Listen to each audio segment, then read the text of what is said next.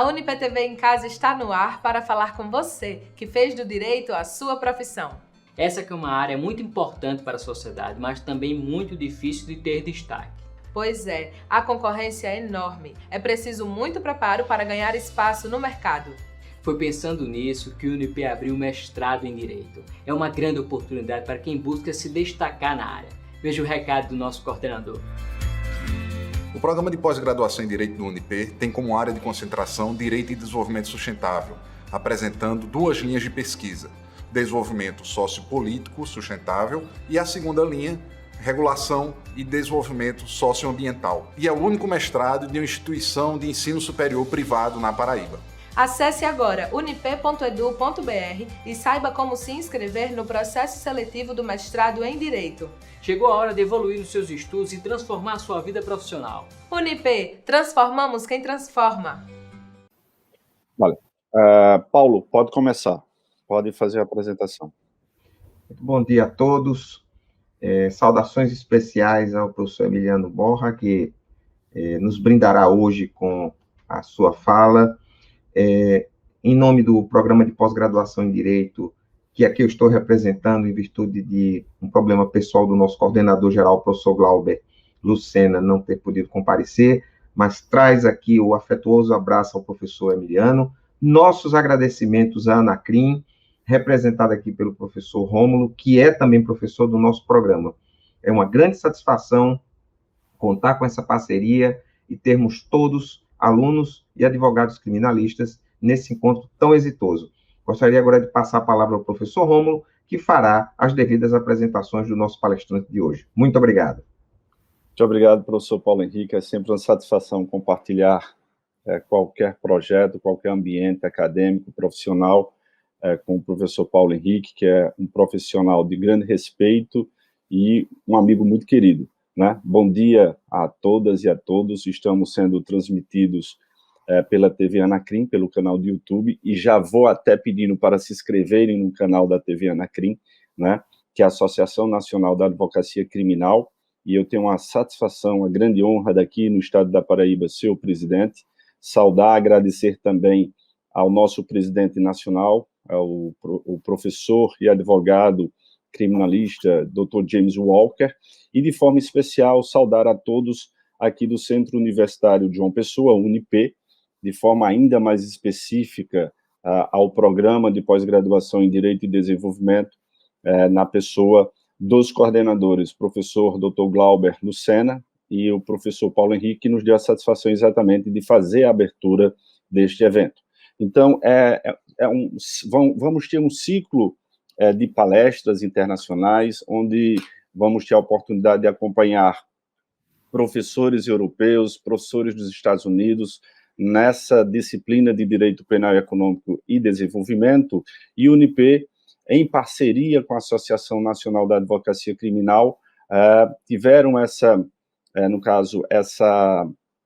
iniciativa de levar os conhecimentos desses professores, desses juristas, desses renomados juristas, para além das próprias paredes universitárias, né? E até mesmo nesse momento de maior dificuldade pela Covid, em que se difundiu de forma mais significativa, de forma mais presente, inclusive, essa realização de palestras através de webinários. Então, pensamos exatamente nesse formato de aula em que estão aqui conosco, acompanhando de perto os próprios alunos da disciplina Direito Penal Econômico e Desenvolvimento, né? Mas também acessando, no caso, para outros mestrandos, outros doutorandos e mestrandos também, por exemplo, estamos sendo acompanhados por mestrandos e doutorandos do próprio Programa de Pós-Graduação em Ciências Jurídicas da Universidade Federal da Paraíba. Vejo mensagens, inclusive, do meu orientando doutorado, o Ioman, né, e tantos outros. Então, dá um bom dia a todos, agradecer também à professora Mariana, ao professor Arthur Souto, por disponibilizar também, autorizar também essa realização.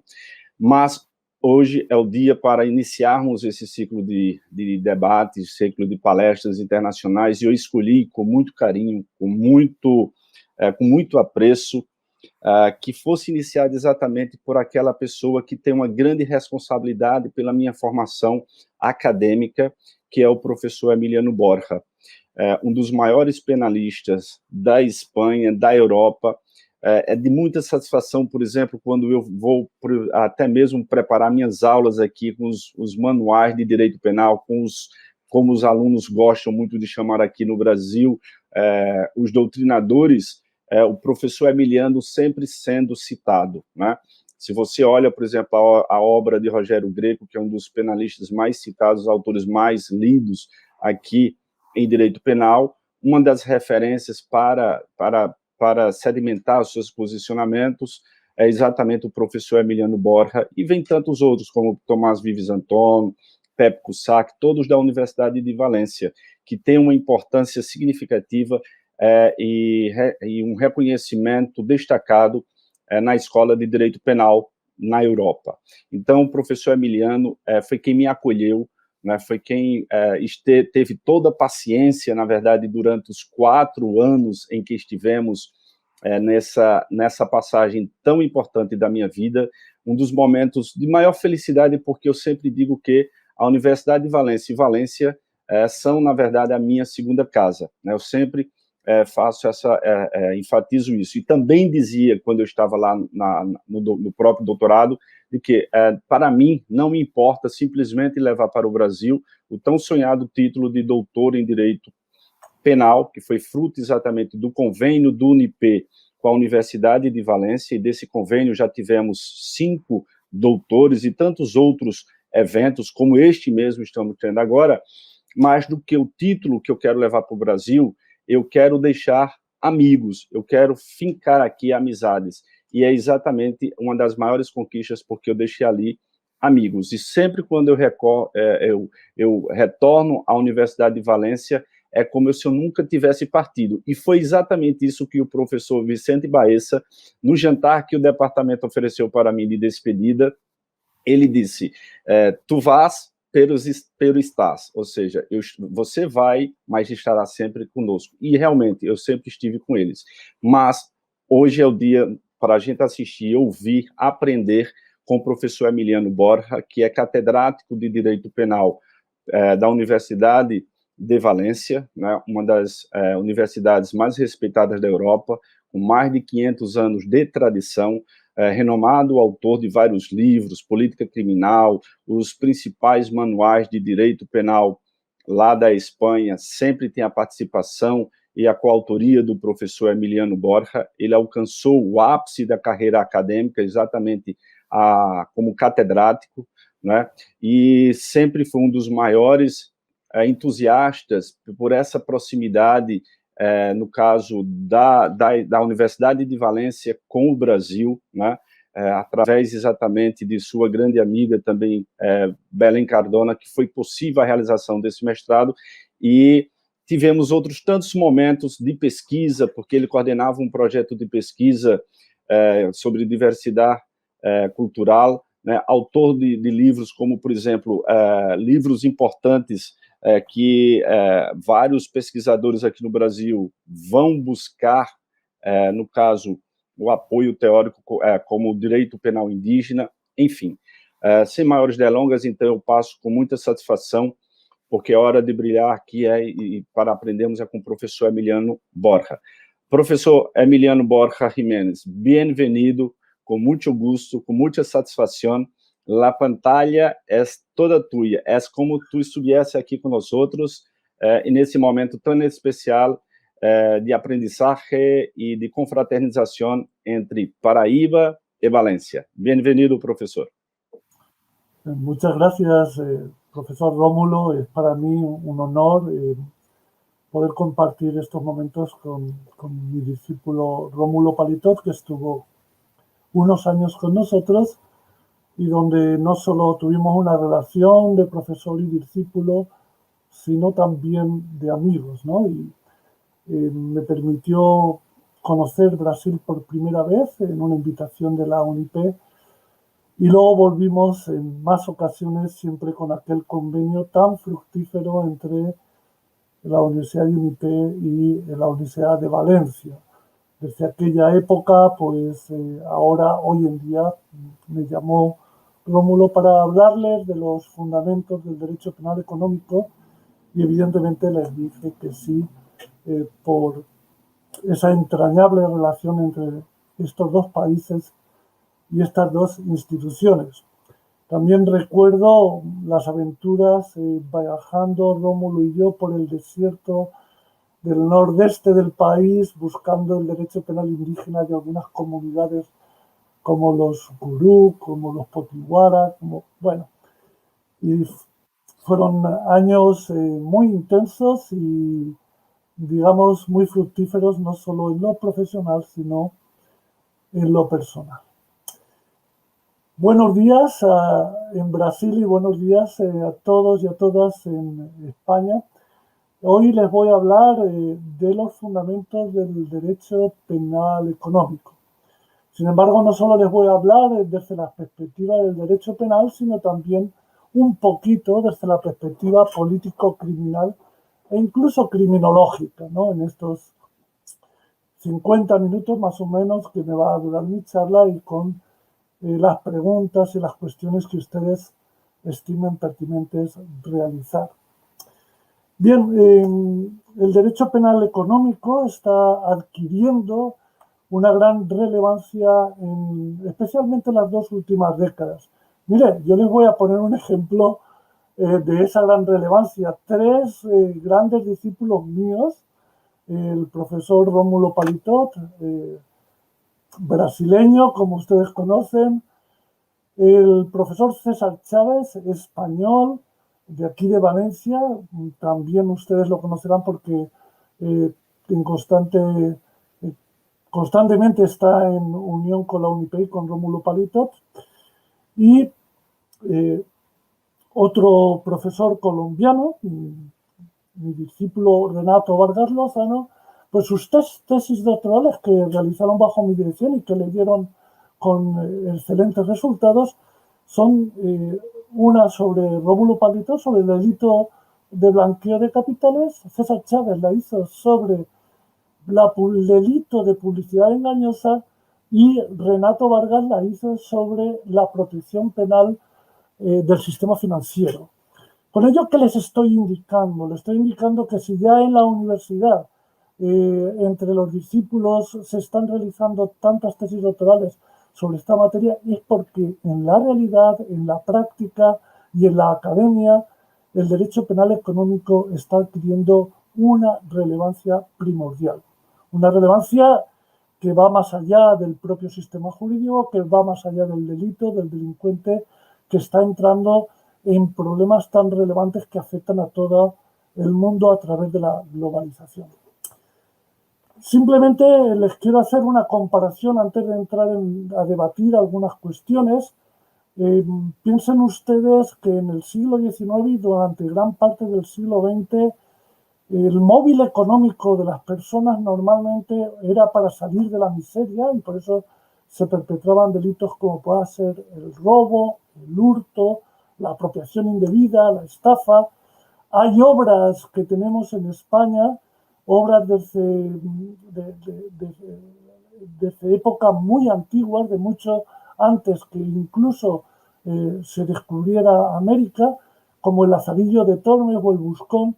En algunas de estas obras ya se habla del pícaro, que es una persona que no tiene, como decimos en España, dónde caerse muerto, no tiene absolutamente nada y vive a base de pequeños hurtos, de pequeños robos, de muchos engaños, etc. Pero de esa persona y de esa realidad vamos hoy a una realidad totalmente distinta. Hoy vamos a casos como el de Odebrecht, que todos conocerán muy bien, y donde una multinacional tremendamente potente en todo el mundo ha llevado a cabo en varios países de Latinoamérica, en muchos países de Latinoamérica, algunos dicen en casi todos los países de Latinoamérica, digamos, una forma de corrupción para obtener nuevos mercados, para obtener ventajas políticas que era impensable este tipo de actividad hace solo 2 décadas. Es decir, ya no estamos, el móvil económico ya ha dejado de ser un modo de supervivencia individual del ser humano para ser uno más de los engranajes que mueve la política económica de un sector muy relevante de la economía de un Estado o incluso de la economía global.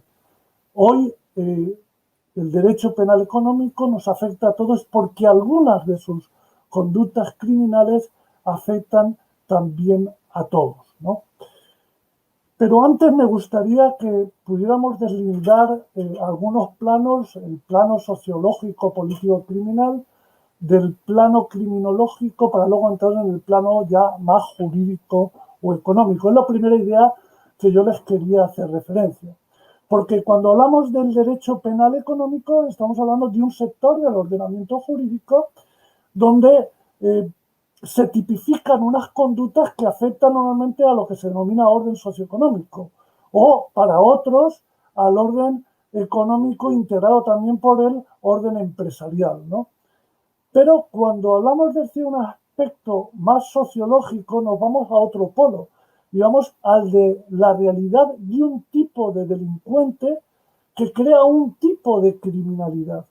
Y eso desde Sutherland, desde Edwin Sutherland, ya en el año 1939, casi va dentro de una década o 2 décadas, va a ser un siglo de ellos, habló por primera vez de lo que se denominó la delincuencia de cuello blanco.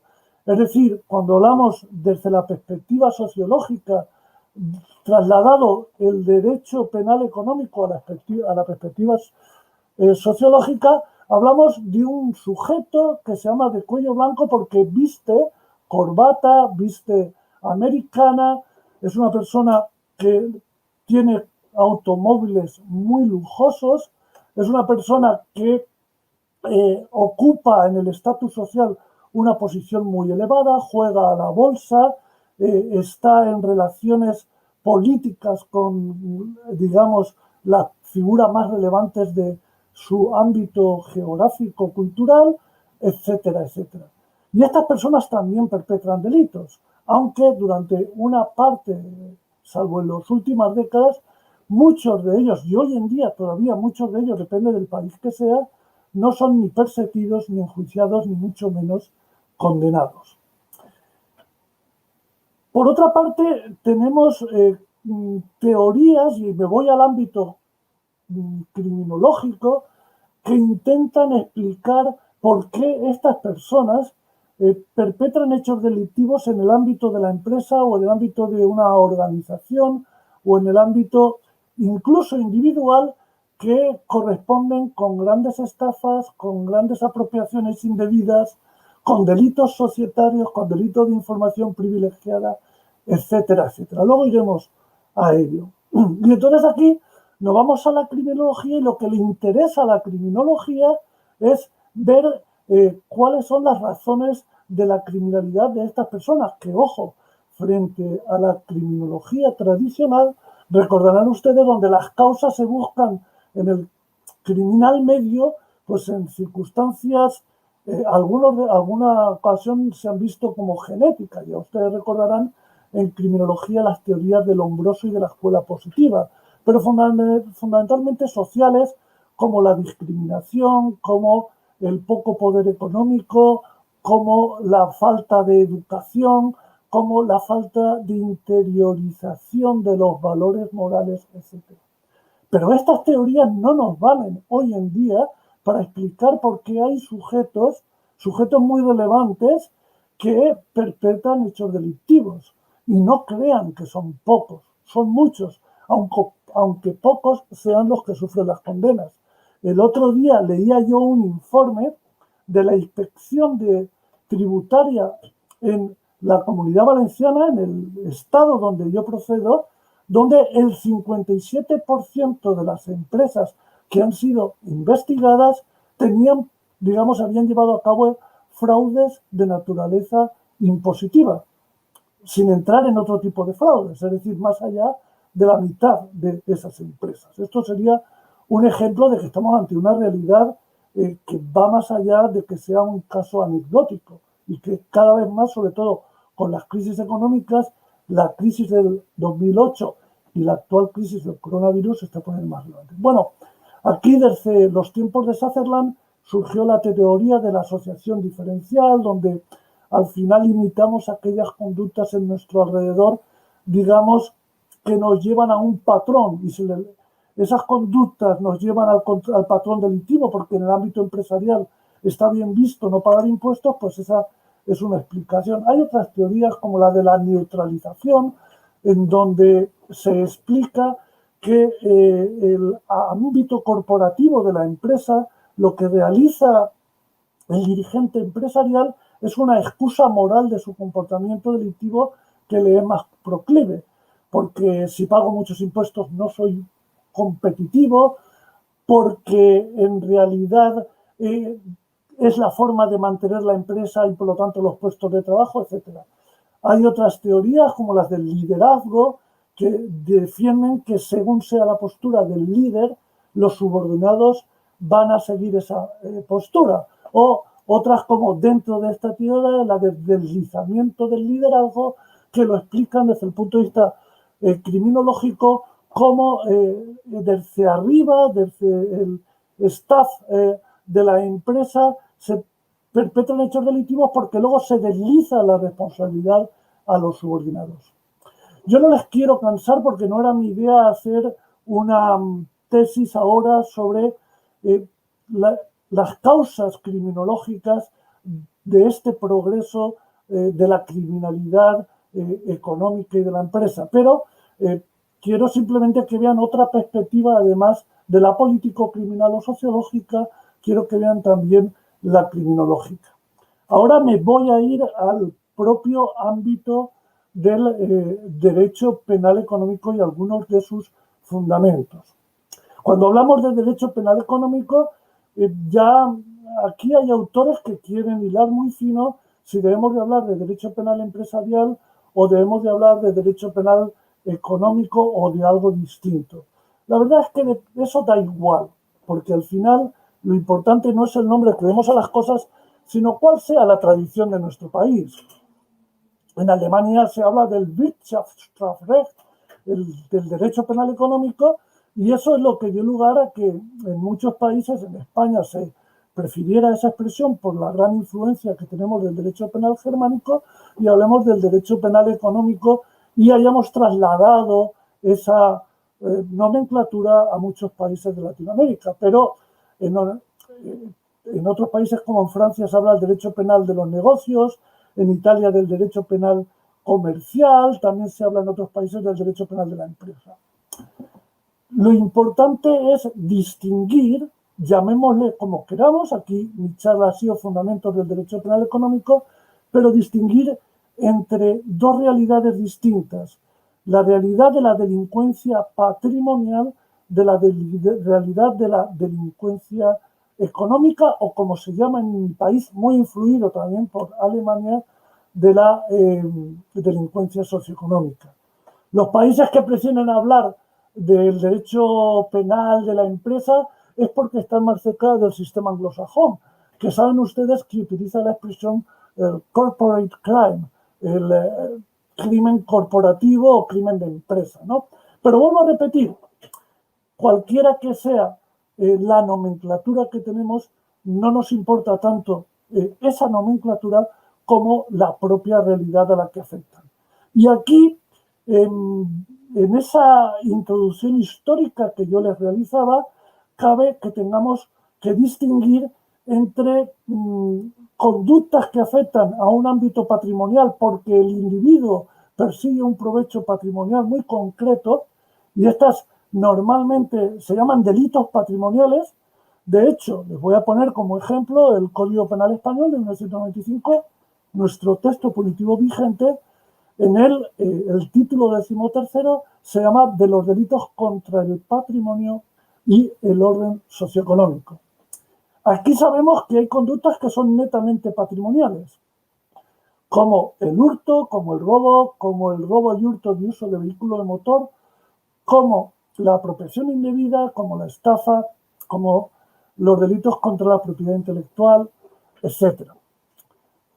Hay otras conductas que sabemos que son de naturaleza propiamente económica, como los delitos contra el mercado y los consumidores, como los delitos de utilización de información privilegiada, como los delitos de publicidad engañosa, como el delito de blanqueo de capitales, como los delitos contra la hacienda pública, etc.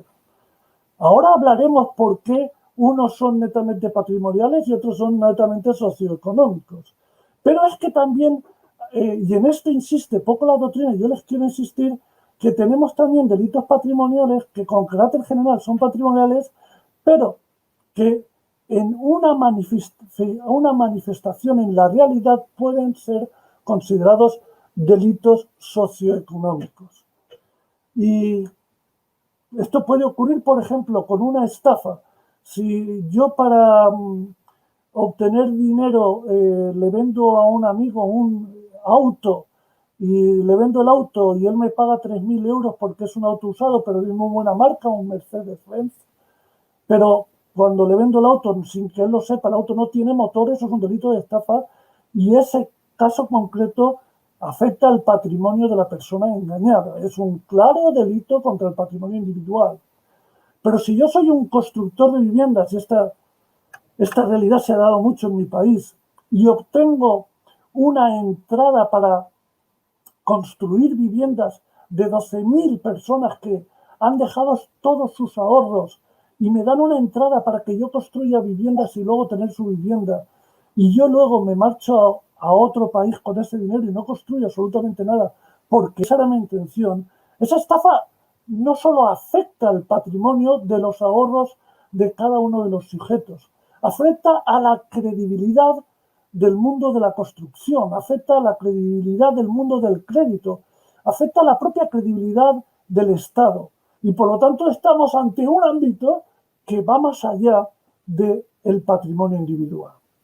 Por eso nos vamos que, como ustedes saben, el derecho penal protege bienes jurídicos. Protege bienes jurídicos que son necesarios para la propia convivencia social de la ciudadanía y de los grupos que integran la soberanía. El derecho penal tiene el monopolio legítimo de la fuerza, o sea, utiliza la pena, que es el monopolio de la violencia institucionalizada, de acuerdo, y legítima, de acuerdo, pero lo tiene solo precisamente porque es la última ratio para conseguir la protección de bienes jurídicos en orden a la coexistencia libre de la comunidad. Pues bien, en la evolución del Estado liberal al Estado intervencionista como Estado social, sobre todo Estado social y democrático de derecho, poco a poco vamos pasando en los diferentes códigos penales de incriminar conductas, como ocurría en el siglo XIX y en el siglo XX, con estados netamente liberales que afectan al patrimonio individual, para poco a poco introducirnos en un ámbito que afecta no solo al patrimonio individual, sino que afecta a toda la sociedad. Por eso, los bienes que protege el derecho penal económico son bienes de naturaleza colectiva, o si ustedes lo quieren, de naturaleza supraindividual. No tengo tiempo ahora de hacer una diferenciación entre los bienes de naturaleza supraindividual en clasificaciones entre bienes jurídicos colectivos, intereses difusos o bienes institucionales. No quiero entrar a ello.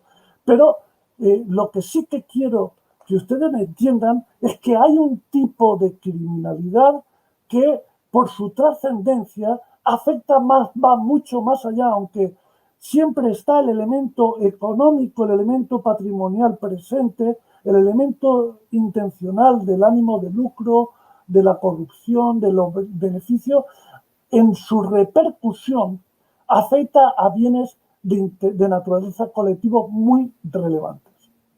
Ese ámbito, y aquí entro en otro de los fundamentos del derecho económico, ese ámbito supraindividual, normalmente en Alemania y en países muy influidos por Alemania, como puede ser España y gran parte de Latinoamérica, se habla de orden socioeconómico.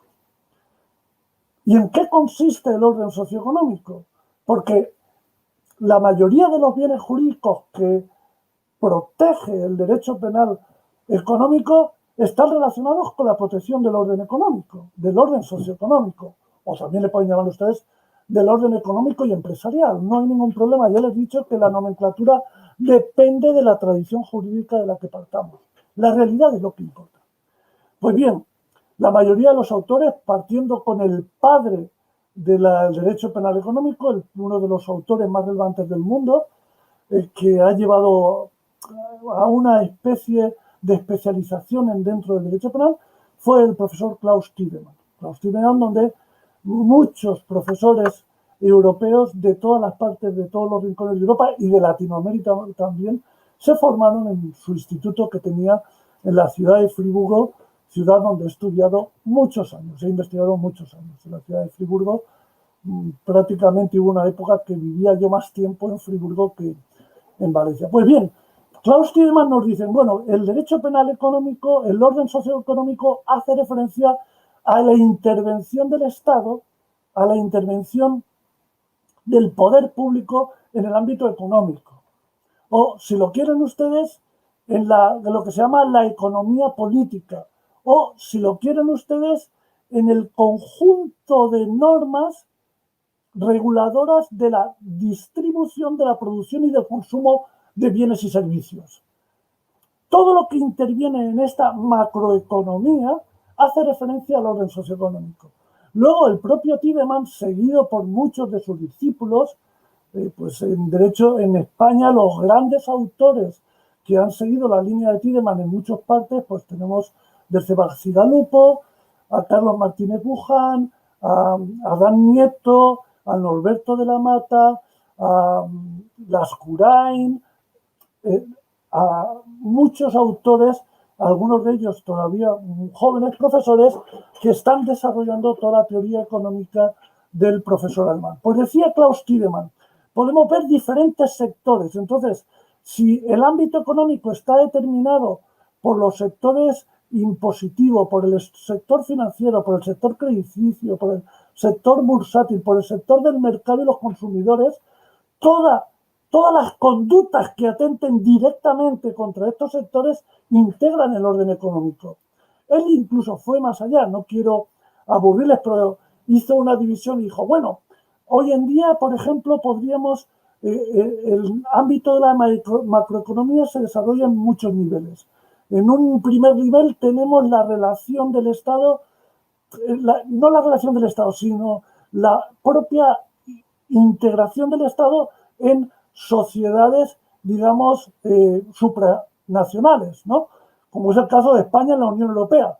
Pues ya la protección de los intereses de esa corporación de estados, como es la Unión Europea, ya forma parte del orden socioeconómico. Y aquí tendríamos delitos que existen en nuestro país como delitos que atentan contra la ciencia comunitaria, ¿no? O el fraude de subvenciones comunitario.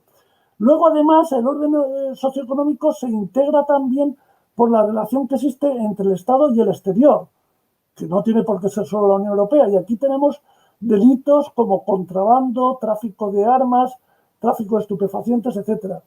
El orden socioeconómico viene integrado por el mercado y los consumidores. Y aquí tenemos delitos que atentan a la libertad del mercado, información privilegiada, etc. Otros que directamente protegen a la propia empresa. Y aquí delitos contra la propiedad industrial, delitos contra la competencia dentro de la empresa, delitos contra los símbolos de la empresa, etc. Y así, poco a poco, va el autor alemán deslindando, digamos, lo que es el orden socioeconómico. En mi país tenemos que este orden socioeconómico no solo está incluido en el título decimotercero tercero del Código Penal, y ahí tenemos muchas conductas delictivas, sino que hay conductas que están fuera, que quedan fuera de ese orden socioeconómico y que vienen integradas, por ejemplo, los delitos contra la hacienda pública. La hacienda pública, los ingresos para el Estado, es fundamental para el orden socioeconómico. Los delitos de los derechos de los trabajadores es fundamental para una empresa y para el orden socioeconómico también, porque el trabajo forma parte, digamos, de ese orden económico. Los delitos contra la ordenación del territorio, los delitos urbanísticos, incluso el propio medio ambiente, no está desligado del orden socioeconómico.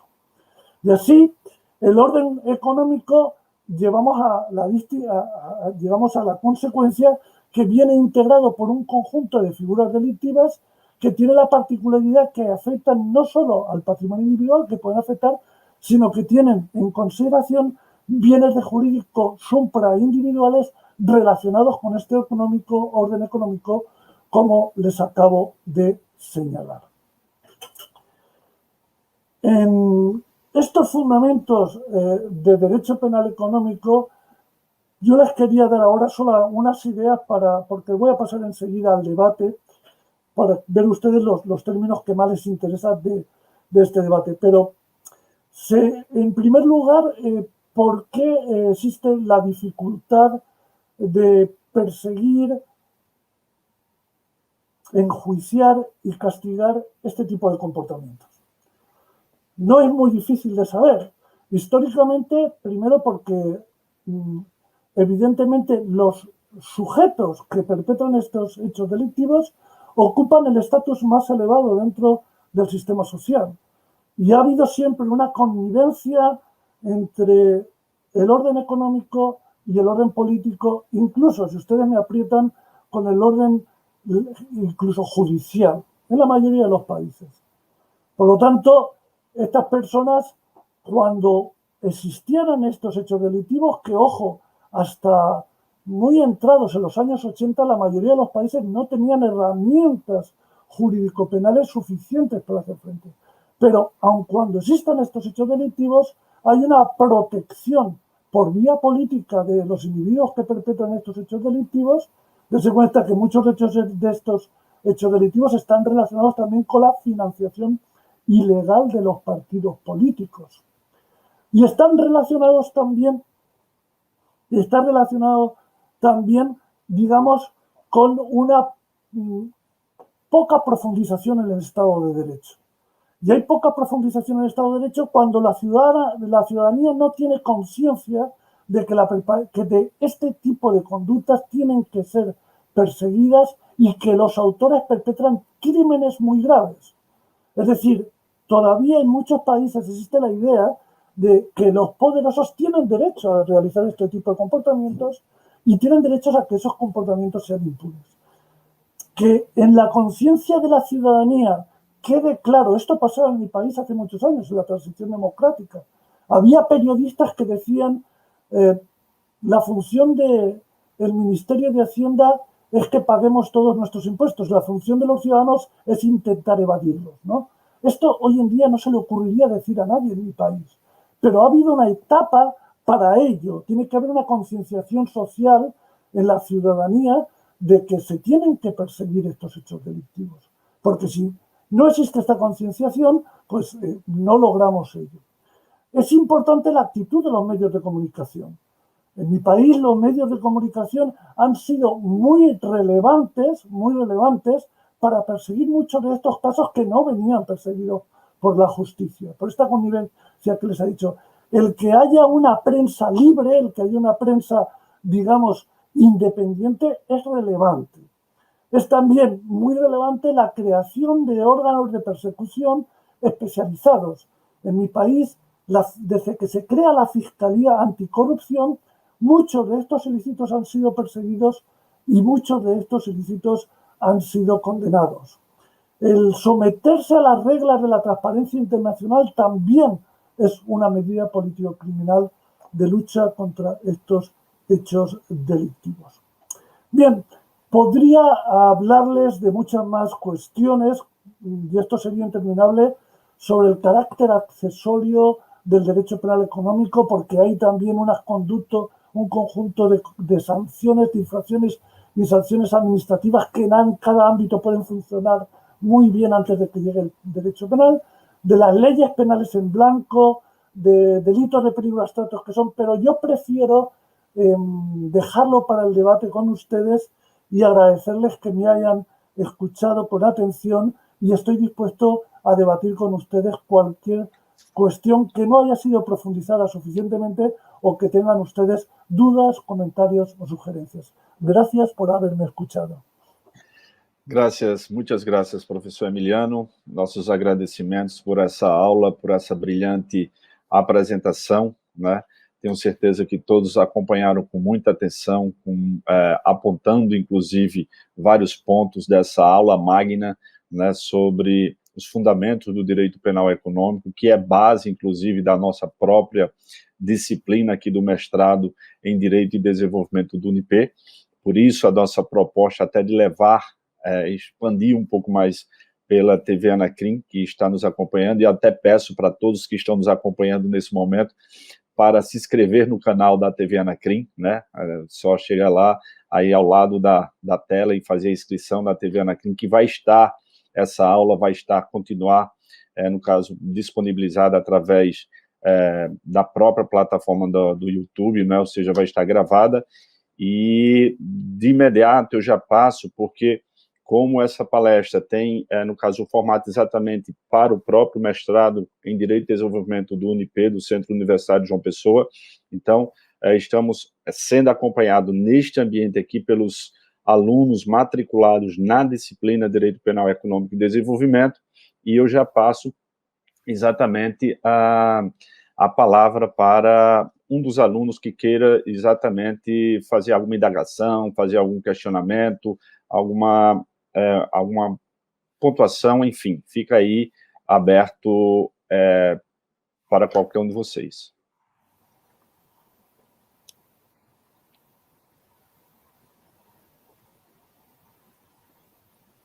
Posso perguntar, professor Romulo? Sim, pois não.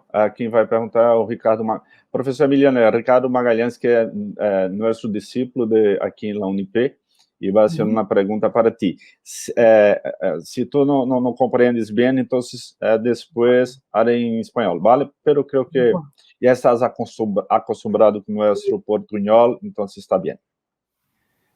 Professor Emiliano, como é que o senhor enxerga, em questões de perspectiva de futuro,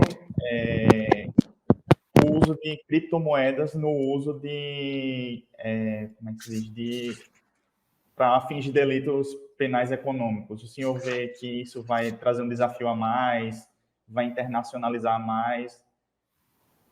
Eu gostaria de saber um pouco da visão do senhor sobre isso. Es que, Rómulo, oigo muy lejano la intervención. Entonces voy a hacer la traducción. Ricardo pregunta, porque está muy difundido ahora, por ejemplo, la utilización de las criptomoedas, por ejemplo, el Bitcoins, ¿no? Y, por ejemplo, tuvimos muy reciente, por ejemplo, un ataque al Tribunal de Justicia en el estado de Rio Grande do Sul, y, por ejemplo, los estafadores, los delincuentes han solicitado el pago justamente por la transferencia de bitcoins. Entonces, la pregunta de Ricardo, de una manera más concentrada, es en relación a cómo su posición, por ejemplo, su posicionamiento, su visión cuanto a la utilización muy frecuente ahora de las criptomoedas en los delitos socioeconómicos. Muy bien. Es fundamental. Gracias por su pregunta, que es muy interesante, Ricardo. Miren ustedes, si viéramos el nivel de la relevancia que está teniendo las criptomonedas a nivel mundial, nos quedaríamos realmente asombrados, de tal manera que hay multinacionales que están ya reconociendo su pago por ello.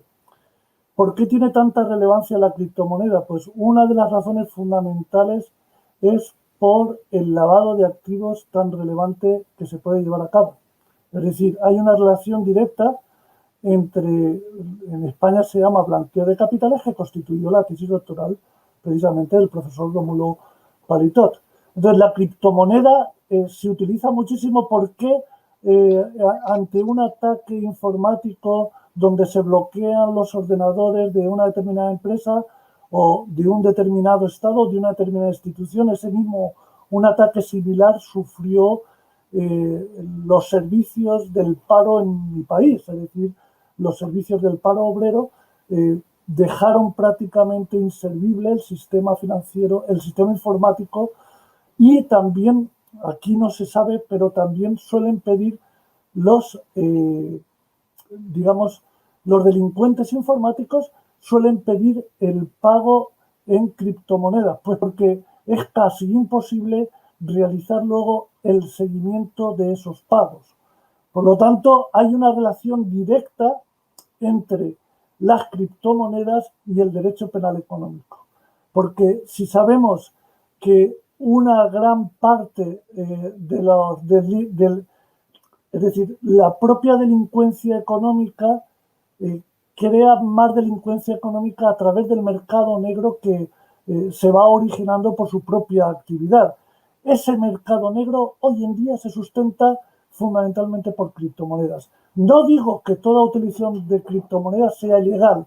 Lo que sí que digo es que la mayoría de las actividades a gran escala de naturaleza socioeconómica y nivel internacional por grandes organizaciones criminales se llevan por esta vía por la diferencia que existe con las monedas, digamos, tradicionales, donde el registro, donde el seguimiento, donde las posibilidades de prueba son mucho más superiores.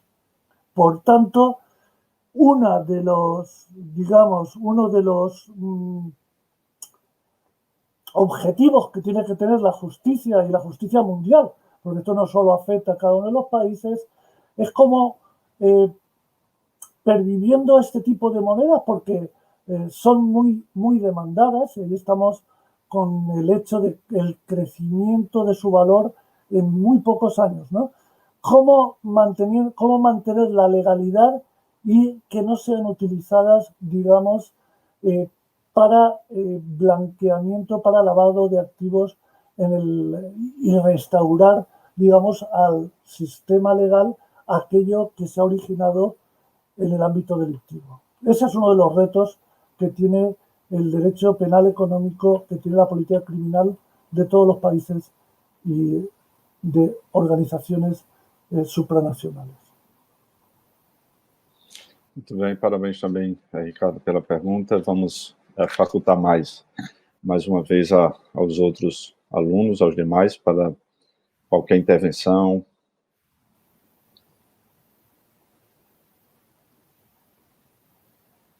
Ok? Bem, quando fizemos exatamente esse formato da nossa palestra, convidando o professor Emiliano, até para não ficar pela própria acomodação da plataforma, então selecionamos exatamente para disponibilizar perguntas para os que estão no ambiente, né, ou seja, os alunos matriculados na disciplina de Direito Penal Econômico. Então, por isso que não temos condições de expandir as perguntas para quem está nos acompanhando. Na verdade, a palestra sendo transmitida para todo o Brasil, aliás, para o mundo, né, porque pelo YouTube, então, tem esse alcance.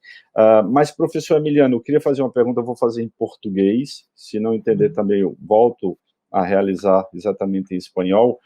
Na sua exposição, brilhante exposição, mais uma vez, faço questão de destacar, foi enfatizada exatamente a dificuldade, inclusive, de alguns países, por exemplo, na década de 80, quanto ao enfrentamento, o desafio que é enfrentar esse tipo de delinquência, esse tipo de delitos, esses tipos de delitos que afetam a ordem, mais do que a ordem econômica, a ordem socioeconômica. E com muita maestria foi feita, inclusive, essa diferenciação, né, entre o que é lesionar através de um delito de estelionato, estafa em Espanha, estelionato aqui no Brasil, e, por exemplo, lesionar vários moradores que colocam ali investimentos de toda uma vida, né? Imagina o desespero que é para um pai de família, para uma família, né? Para uma pessoa que investiu durante anos e, de repente, não ter aquele lar tão desejado,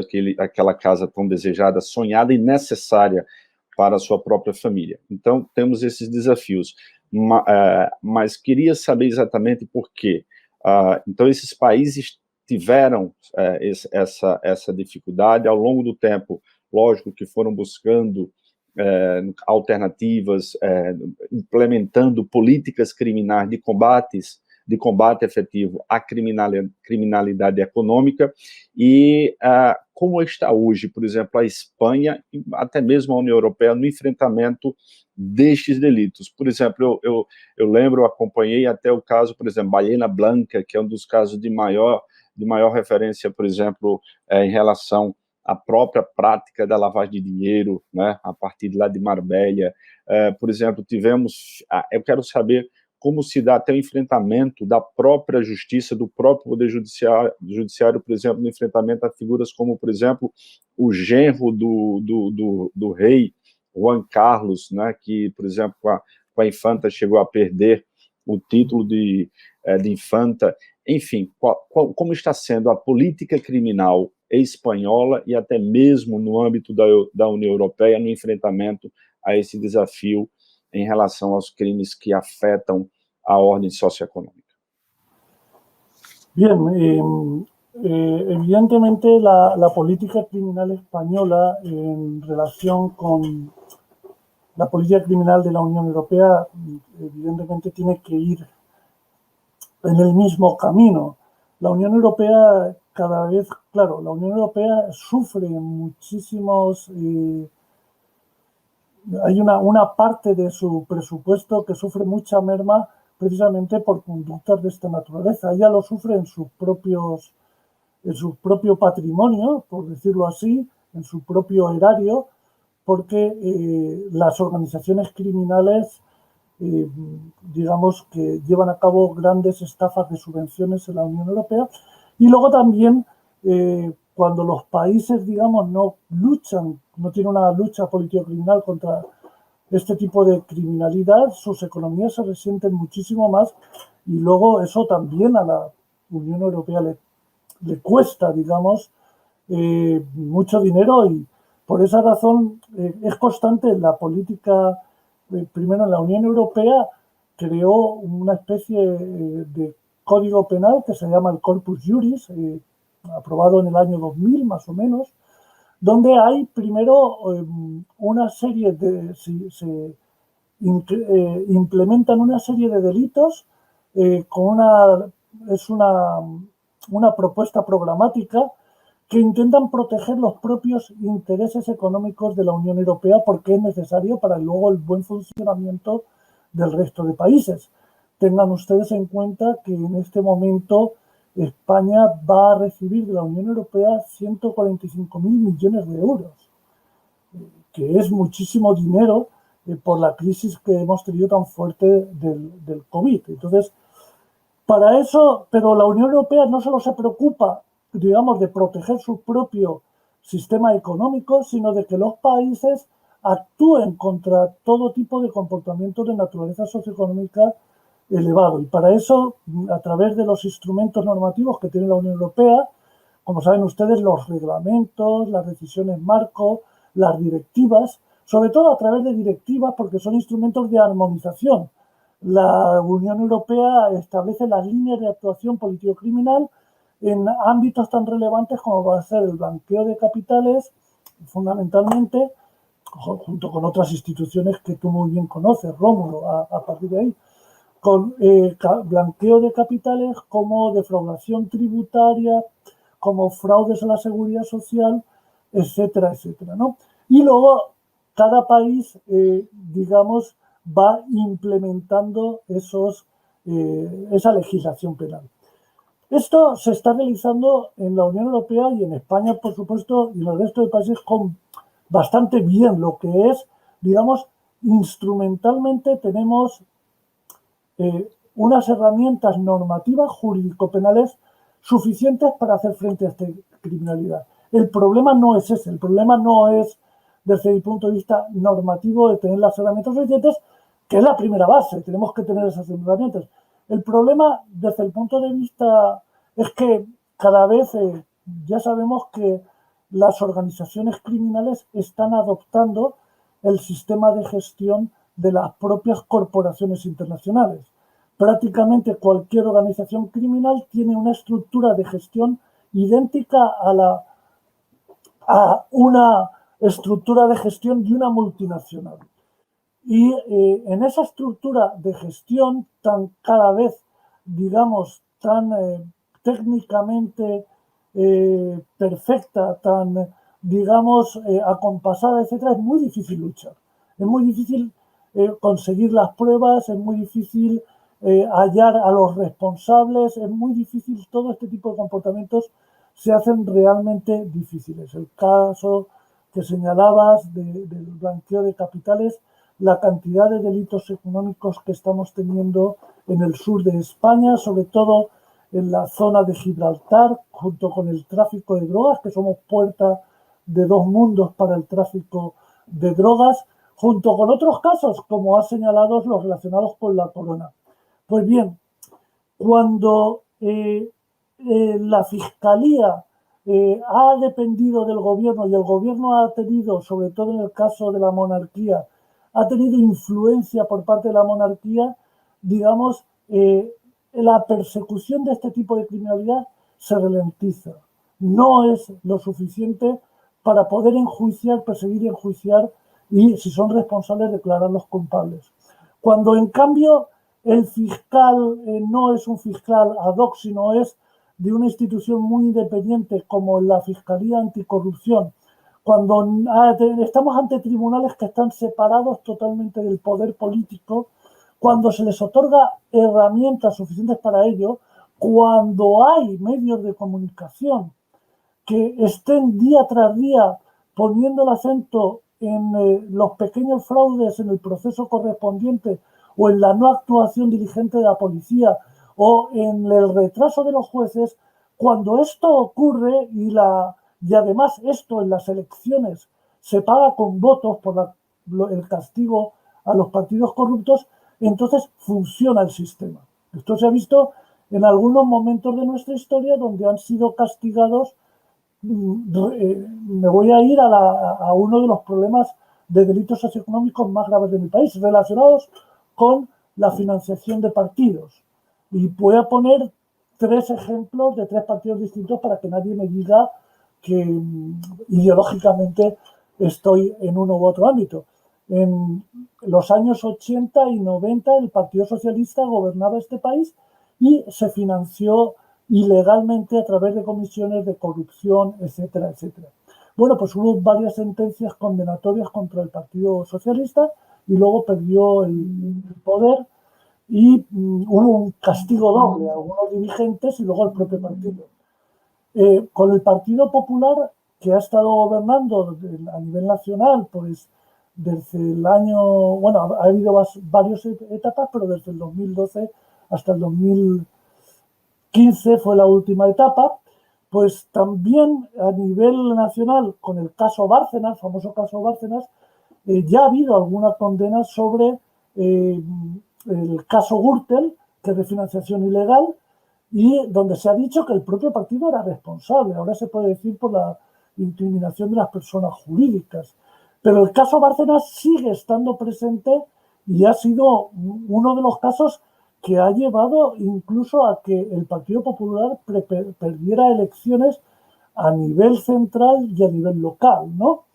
Y en Cataluña durante décadas estuvo gobernando un partido nacionalista que se llama Convergencia y Unió, y que lo que estoy diciendo es porque está ya enjuiciado y castigado, y que se ha financiado con el 3% de la comisión de todas las obras públicas, de todas las subvenciones. Y también fue condenado, y al final sus seguidores fueron creando otros partidos, Puigdemont y los suyos, que han ido cambiando de nombre para que no tenga nada que ver con ese partido. Si nos damos cuenta, queda mucho por hacer, pero en España se persiguen y se castigan no todas las conductas, pero las más relevantes, aunque la justicia sea muy lenta. Y eso ocurre cuando se profundiza en el Estado de Derecho. Pero hay otros países, como pueda ser el Reino Unido, como pueda ser Francia, como pueda ser Alemania, como pueda ser Italia, donde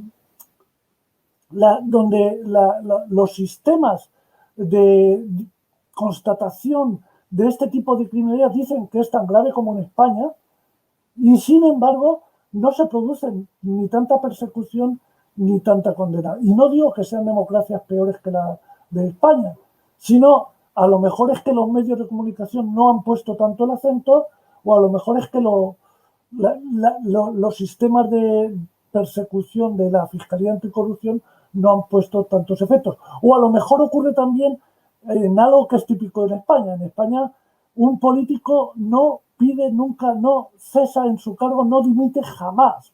Y solo cuando llega la sentencia condenatoria es cuando dimite, ¿no? En muchos de estos países, en cuanto hay sombra de un caso de corrupción, muchos de los políticos, digamos, dimiten y entonces poco a poco se llegan a negociaciones que acaban un poco en penas mucho más elevadas o incluso que no se abre el procedimiento. Pero bueno, en general podemos decir que la política criminal europea y española frente a este tipo de criminalidad todavía es muy insuficiente, pero evidentemente está a un nivel muy superior de lo que ocurre en la mayoría de los países latinoamericanos, asiáticos o africanos. Eso también es verdad. O en el propio Estados Unidos, donde tampoco es un ejemplo de lucha contra este tipo de criminalidad. Vale, muitas graças, Emiliano. Muitas graças. Já estamos também aqui contando com a presença, professor Emiliano, do professor Glauber Lucena, que é o nosso coordenador do programa de pós-graduação em Direito e Desenvolvimento, né? Seja bem-vindo, professor Glauber, que deu de imediato o sinal verde, autorizou esse desafio que seria juntar essas duas grandes instituições, a ANACRIM, a Associação Nacional da Advocacia Criminal, e o Centro Universitário de João Pessoa, e proporcionar essa palestra, como eu já disse, extramuros do UNIP, né? Então, o professor Glauber, que está sempre nos incentivando, nos apoiando, dando todo o apoio necessário para a gente apresentar o melhor possível para os nossos mestrandos, né? Então, professor Glauber, seja bem-vindo. Faculto também aqui as câmeras da TV ANACRIM, pedindo mais uma vez para o pessoal se inscrever no canal da ANACRIM, né? E professor Glauber, fica à sua disposição. Obrigado, professor Rômulo. Em primeiro lugar, uma grande satisfação. Saudações, bom dia a quem está presente, ao professor Rômulo, aos nossos alunos do PPGD, aqueles que estão advogados, membros da ANACRIM, aqueles também, ao público em geral, e fazer uma saudação especial ao professor Emiliano Borra, que de forma muito gentil atendeu ao nosso convite. Vou fazer só uma retificação, professor Rômulo, de que a gente não está juntando as duas instituições, não, a UNIP e a ANACRIM, estamos juntando 3 instituições, o UNIP, a ANACRIM e o professor Emiliano Borra, né, que é uma instituição do direito penal, tá certo? Então, a gente está fazendo essa junção. Então, professor, eu infelizmente, estava numa reunião, e ainda vim só para fazer essa saudação ao senhor, agradecer pela participação. O senhor que já veio ao nosso PPGD, uma visita ao UNIP, né, mas agora de forma virtual e dentro desse projeto interessantíssimo do professor Rômulo Paletó, que consegue juntar a academia, a advocacia criminal, o público em geral, e realmente o senhor nos brinda com sua presença, com sua fala, estava aqui acompanhando atentamente, tá certo? Então é uma alegria para nós, e já faço logo agradecimento de vossa presença, e também um agradecimento aos alunos estarem aqui, a todo o público e ao professor Rômulo por essa iniciativa. Então, muito obrigado, professor Emiliano Borra, por estar aqui conosco, e espero contar com o senhor, né, em outros momentos, que o senhor possa nos brindar com vosso conhecimento, com vossa presença, né, em outras situações, quem sabe futuramente até presencialmente, e esse é o nosso desejo, essa é a nossa vontade, depois que toda essa situação de pandemia possa ser resolvida. Muito obrigado. Muito obrigado, professor Glauber, né, sempre nos impulsionando, né, nos motivando, né, dando todo esse apoio, né? Muito obrigado mesmo. Também agradecer de forma especial a professora Mariana, nossa reitora, né, que também foi uma das entusiastas, assim, ficou também incentivando, dizendo que só não estaria aqui até, lógico, por outros compromissos, mas está nos apoiando também nesse projeto de ciclo de palestras internacionais. É até bom fazer um registro em relação à própria relação do UNIP com a Universidade de Valência. E o professor Emiliano Borja tem um papel fundamental para esta relação institucional, essa relação que vem desde 2002, né? O professor Emiliano foi quem nos acolheu lá na Universidade de Valência, inclusive aconselhando, éramos 3 doutorandos naquele momento, né, como deveríamos enfrentar o doutorado, as disciplinas, né, nos aconselhou para que realizássemos todas as disciplinas num único ano, né, justamente porque ele disse que, como estávamos lá justamente para a pesquisa, para a imersão no doutorado, então seria possível. Ele já não aconselharia isso, por exemplo, para outros que estivessem realizando atividades profissionais paralelas ao próprio doutorado.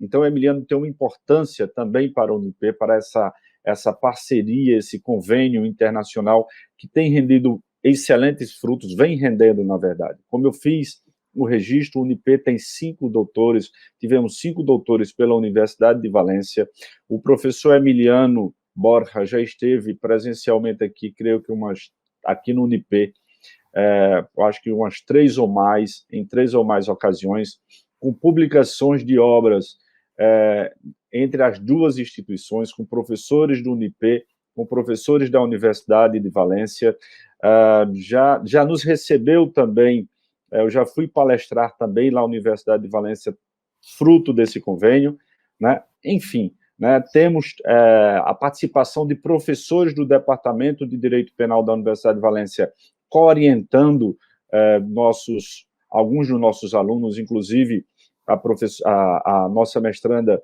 a Candice Queiroga, que está nos acompanhando pela TV Anacrim, e é uma grande satisfação, porque aqui é mais uma realização dessa parceria que vem dando bons frutos e tenho certeza que continuará produzindo excelentes oportunidades, inclusive até de intercâmbio dos próprios alunos.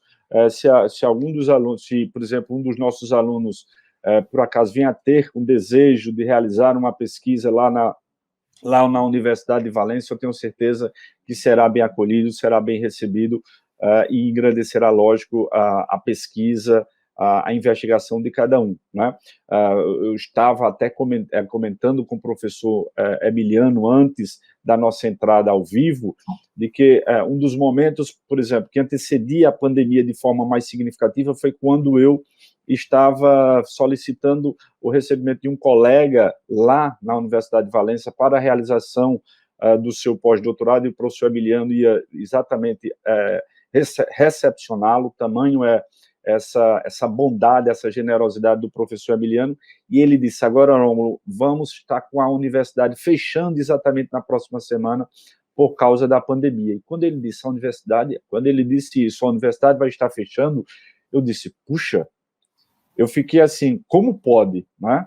E ele ainda anunciou que não vamos ter nem as falhas, que para quem não sabe, as falhas é o momento de maior atração turística lá de Valência, que é uma cidade belíssima, a 3ª maior cidade da Espanha, de uma qualidade de vida fantástica, né? Quem puder visitar Valência, não deixe, é uma das cidades mais belas que nós temos. Então ele disse, nem as falhas, Rômulo, vamos realizar esse ano. Aí, as falhas, como temos o nosso São João de Campina Grande. Aí eu disse, puxa vida, a situação está mesmo grave. E, de repente, nós é que estamos agora nessa situação, e fico feliz porque a Espanha, e principalmente Valência, já estão passando essa página tão triste, né? Mas aí eu repasso a palavra, não sei se os nossos alunos querem fazer mais alguma pergunta. Eu tinha no caso, colocado no acordo aqui para trazer o professor Emiliano de ser um espaço de 50 minutos até 1 hora, porque eu sei das atividades que ele tem na Espanha, as várias atividades. Então, queria saber se os nossos alunos Tem alguma outra pergunta, o professor Glauber, se quer fazer mais alguma informação, enfim. Profesor Emiliano, entonces, sus palabras para hacer el encierre de nuestra ponencia, de ese encuentro, que por supuesto vendrán tantos otros más. Claro que sí. Muchas gracias por haber tenido esta oportunidad de participar con esta institución que, bueno, tantos frutos como tú has dicho, Rómulo nos ha dado. Y bueno, siempre estar en contacto con Brasil en estos momentos tan difíciles, pero en un ámbito institucional como es el ámbito académico, es un honor. Muchas gracias. Muitas graças a ti. Então, agradecer imensamente, vamos daqui a pouquinho exibir 2 vídeos, né, do nosso Centro Universitário João Pessoa, UNIPER, para que todo o Brasil veja, testemunhe a grandeza que é essa instituição, não é, dedicada de forma extremada ao ensino, à extensão, à pesquisa, né, é a única instituição privada na Paraíba que tem um mestrado, que vem se destacando, né, com muita responsabilidade, com muito zelo, com muito afinco, com muito investimento da própria instituição, né, dando apoio no caso, como iniciativas como esta.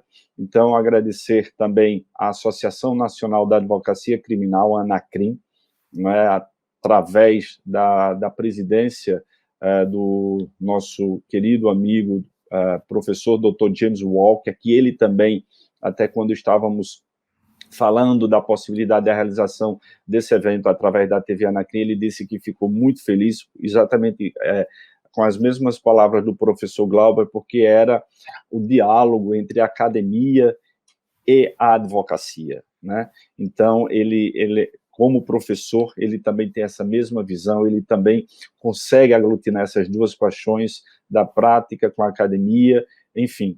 A Anacrim também estadual, que aqui na Paraíba eu sou o presidente, e dizer que daqui a uma semana já temos o nosso encontro já marcado, também a partir das 10 horas, nesse mesmo canal, pela TV Anacrim. Vamos ouvir atentamente a professora Cati Vidales, que também é uma das maiores penalistas da Espanha, né, professora da Universidade Jaume I, em Castellón, esteve na minha banca de doutorado, como eu já fiz o registro, e a professora Cati Vidales vai trazer exatamente o tema sobre um fenômeno da lavagem de dinheiro, ou seja, o blanqueio de capitais lá para a Espanha, né, no caso, o fenômeno da lavagem de dinheiro no âmbito da União Europeia, né? Então, a professora Cati Vidales é uma das autoras que tem uma maior contribuição sobre o tema, né? Uma das pesquisadoras referências da própria União Europeia, e é uma oportunidade para todos nós. Então, a gente espera todos, né, na próxima sexta-feira, a partir das 10 horas. Meu muito obrigado, de forma especial, ao professor Emiliano Borja, como eu digo sempre, esse amigo querido, meu pai acadêmico, né, que está sempre receptivo aos meus convites, né, às encruzilhadas que eu termino colocando, né, ao professor Glauber Lucena, que, como eu já disse, está sempre nos apoiando, sempre ao lado, né, e isso é enriquecedor, né, saber desse apoio. Aos nossos alunos da disciplina de Direito Penal Econômico, aos alunos do mestrado, a todos os advogados da Paraíba e do Brasil, muito obrigado, bom dia e até a próxima. Bom dia, pessoal. Professor, bom dia. Rómulo. Buenos dias, Emiliano. Muitas gracias. De nada. Obrigado a todos. Obrigado. Vale. Amun Valencia, Emiliano. Amun Valencia. Oye, Rómulo, si puede ser, me envías un PDF con el certificado de la conferencia, porque ahora la universidad nos pide todo que tengamos. Lo haré de pronto, incluso nuestro coordinador ya está atento para ello. Vale, porque me lo envíe por PDF, por correo electrónico y es suficiente. Sí, de inmediato sí. Ya está aclarado esto. Un abrazo. Un abrazo muy fuerte.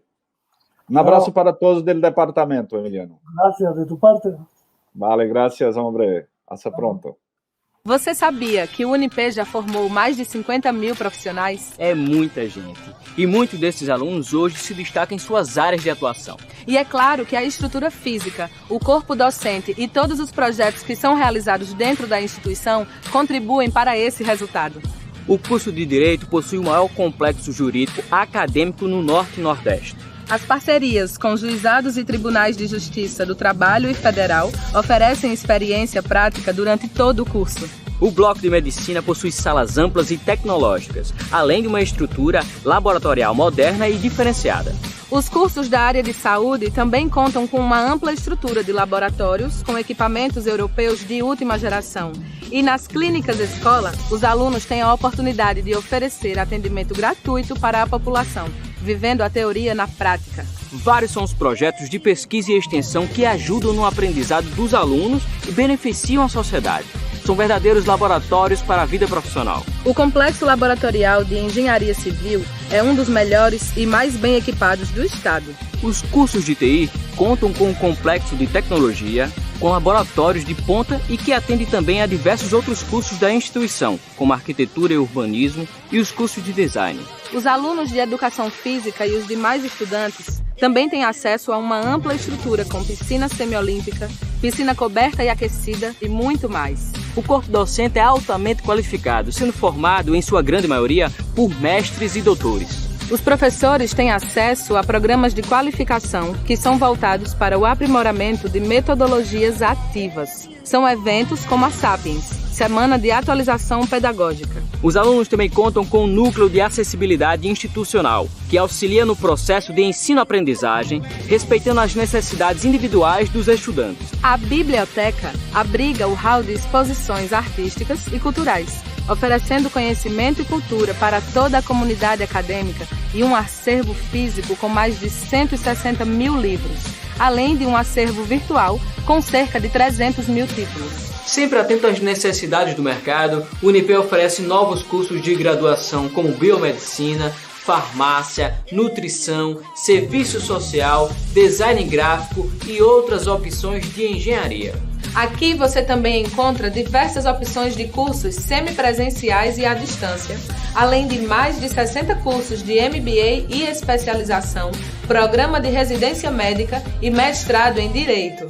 Isso sem falar nos incentivos à mobilidade acadêmica internacional, por meio do Escritório de Internacionalização e Redes de Cooperação e do Coral Universitário Unip, que conta com a participação de alunos, professores e colaboradores administrativos.